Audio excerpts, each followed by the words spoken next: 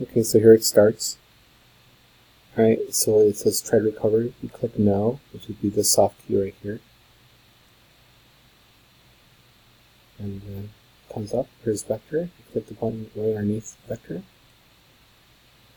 Then you enter a vector, say 1, enter 55, enter 77, enter.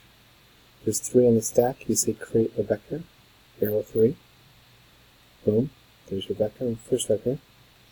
Then if you want, you can do another vector, 8, 45, negative, 3. Create a vector. Boom. And you say cross product. Boom. There's your cross. You want the magnitude? Enter twice to copy it. Say absolute. Boom. There's your magnitude.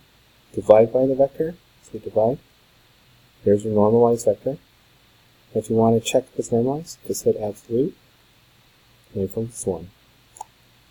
And you turn it off. Okay. That's it.